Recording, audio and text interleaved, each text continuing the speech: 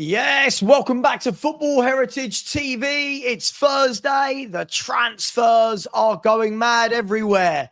And there has been one transfer that doesn't involve Spurs, but might indirectly impact Spurs. And we're going to get into it. Before we do, please smash the like button if you haven't already. If you're new around here, then please do subscribe and hit the notification bell so that you know what is coming up on the channel and when it's coming up on the channel. And as you can see, 19,599, we're nearly at 19,600, so closing in on the 20K. But this morning, it's all gone a bit mad, and we knew it would, because Liverpool have started a chain of events that are about to affect the rest of the Premier League. Well, certainly 3 or 4 teams at least. What do I mean by that? Well, we know that yesterday Liverpool did ask Newcastle about bringing Alexander Isak to Anfield, and Newcastle have said absolutely not. No. Full stop. Exclamation mark. No, no, no. You are not having our best player. Cool. Okay. Where do we go from here? I tell you what. We're Liverpool. I'll tell you what we're going to do. We're going to go in for the player that you want, Newcastle. That is our number 2 priority. Now, that may work in Newcastle's favour. But what I mean by that is Newcastle had already been in talks with Frankfurt about the possibility of signing striker Hugo Ekitike. Now, we knew that, right? We knew they were in talks. We knew that they'd had a bid rejected, and we knew that they were still in talks. But the moment Liverpool come in for you, I think it blows Newcastle out the water. And I'm going to show you why it blows Newcastle out the water. I always talk about the football chain, the food chain in football. And you're seeing it here. When people are expecting clubs like Spurs and Newcastle to go head to head for top players with Liverpool and City and Chelsea, it just doesn't happen. That's just not the way the food chain works. So let's have a look and see what happened.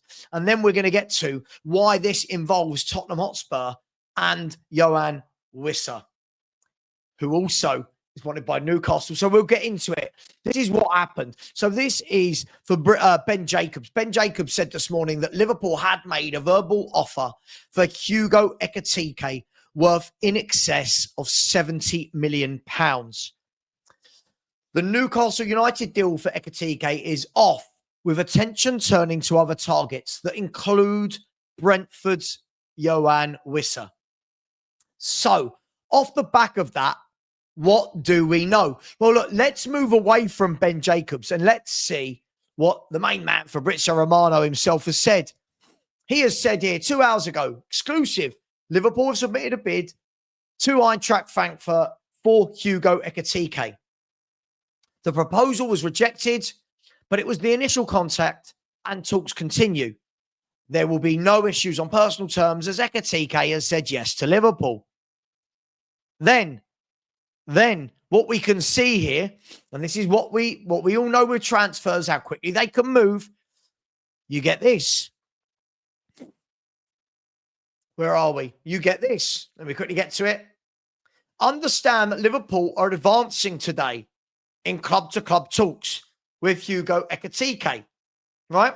Club-to-club talks. You've got the transfer that's gone in. They're advancing. And then what do you have? What do you have? Let me see if I can find it here. I'm not sure if I can see it on, might have been Ben Jacobs. Sorry, let me go back to Ben Jacobs. There's so many of these people, isn't there? What Ben Jacobs said, that was 2 hours ago. 1 hour ago, it was that they've already, understand that Liverpool have already agreed terms with Ekitike, and that they would need to probably get to 75, 80 million. Then we got this 15 minutes ago that Liverpool have agreed a 6-year contract with Hugo Ekitike. Clubs now working on agreement worth in excess of 70 million. Work to be done on the structure, but Liverpool have a strong relationship with Frankfurt has led to this quick progress already. Right. So, what do we know? Why does that involve Tottenham Hotspur? I'll show you why it might involve Tottenham Hotspur. Because Newcastle being out of the running for for Hugo Ekitike means that they need a striker. Now, if we look down here, you can see this. Newcastle United have Johan Wissa on their radar, as called by David Ornstein, and are set to make an approach to Brentford. 50 million plus valuation, as Brentford can extend Wissa's contract until 2027 and protect his value. Brentford don't want to lose Wissa and Brian and Mbeumo in the same window. Not good news for Man United fans, but we'll come back to that in a minute. So they don't want to lose both. Newcastle wanted quick clarity on Ekitike and lost confidence on Wednesday that a deal was possible, as revealed on TalkSport. It then went on to say, so that was the same one. This is the original report that Ornstein has said. So Ornstein said this earlier today. He said Newcastle are exploring a move for Wissa from Brentford after calling the Hugo Ekitike interest. No Newcastle/Brentford contact yet, but expected soon, and personal terms also need to be agreed. Availability and price may depend on Mbeumo. Now, this is the round and round and round we go, right? This is the round and round and round we go. Now, still you're thinking, well, what does this have to do with Tottenham Hotspur? Well, Tottenham also want Wissa, but Tottenham were interested about 2 weeks ago, if you remember. Maybe like it was last week, we heard it was just before the Kudus deal was wrapped up that Spurs wanted Wissa. Now, Thomas Frank, I'll bring this back up in a second. Thomas Frank, his ex-manager at Brentford, the guy that bought him, the guy that's coached him, developed him. He's gone like that year on year, hasn't he? He's got much better every year. Would he want to play for Thomas Frank again? Well, this is what Tom Barkley, who works for the Sun, has said. So Tom Barkley, who works for the Sun, but as a Spurs representative, so to speak, Tom Barkley said this. He said that he understands Tottenham are still interested in Wissa, but the signing of the versatile Mohamed Kudus, who is capable of playing centrally in attack, as can Richarlison, Tell and Solanke, means the signing of the Brentford man is less of a priority than it was before. Now, as a Spurs fan, I don't want to read that. I don't want to read that because of signings like Tell, you all know my feelings, because of Richarlison, that we're not going to make a move for a player like this and could potentially lose out on Wissa. Now, to make matters even more interesting, if we actually have a look at what Alex Crook has said. Now, I mean, obviously, people are going to have the people that they rate and their favourites, but Alex Crook said this. Where are we? Alex Crook said this. He said that, obviously, Newcastle have considered themselves out of the running for Ekitike. Yet another one that got away. Wissa is one of the options, but sources believe he would prefer, and I'm reading that here for anyone who can't see, would prefer a reunion with Thomas Frank at Tottenham Hotspur.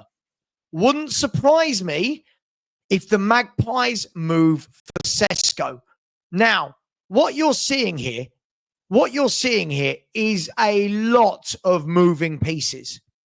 Now, let me talk about this from a football fan point of view. Then I'll move on to a Spurs fan point of view.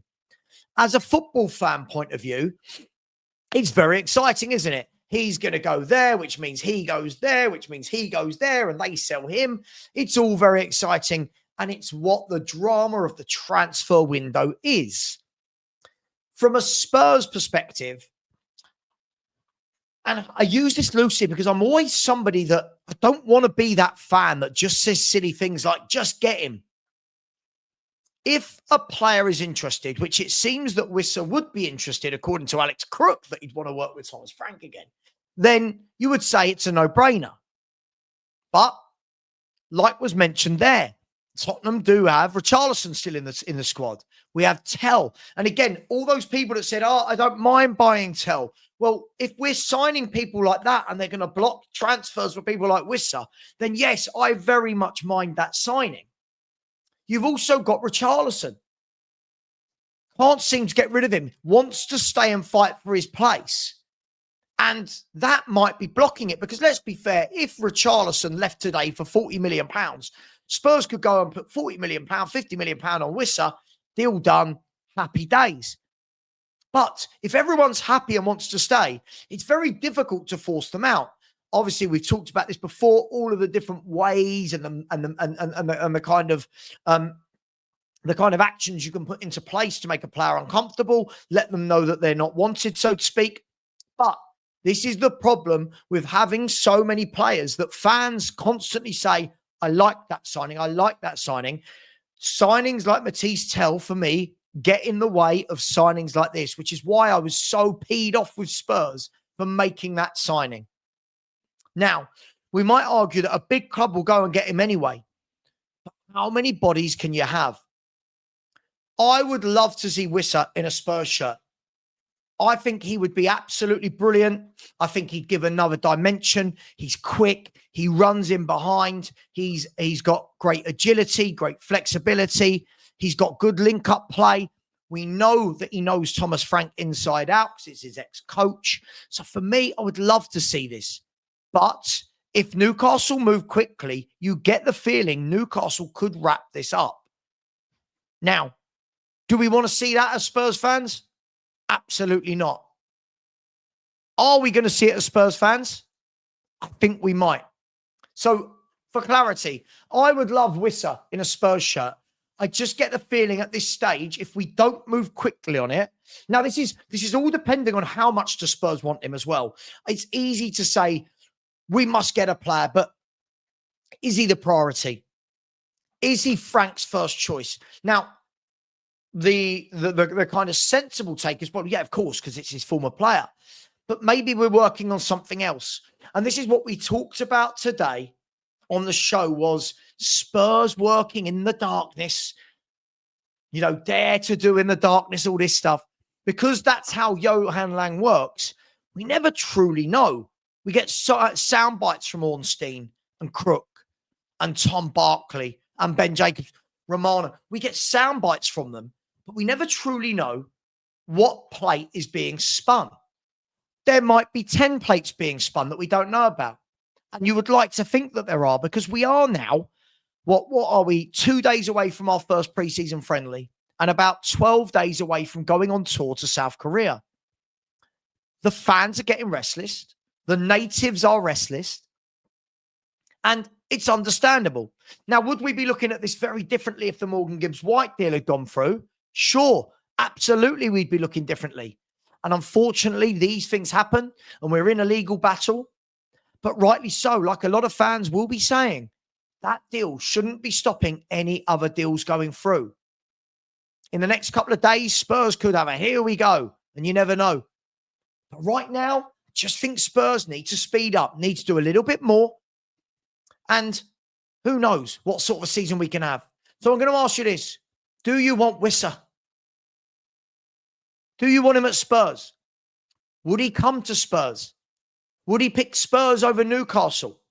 Are Newcastle going to steal in and get him immediately? We've seen that they've got the money to put down for Ekitike, so we know they've got the funds there and available. So this is going to be very, very interesting to see how they work. Guys, girls, I'll leave it there. Let me know your take on Wissa. Things are changing. Goalposts are moving. Transfers are nimble. What was correct information an hour ago might not be correct information now. So let me know your thoughts. Are Spurs going to sign Wissa? Will he end up at Newcastle? Are we even in for a centre forward? As I said, please please keep subscribing as we chase down 20k. And as always, hit the like and notification button. And come on, you Spurs.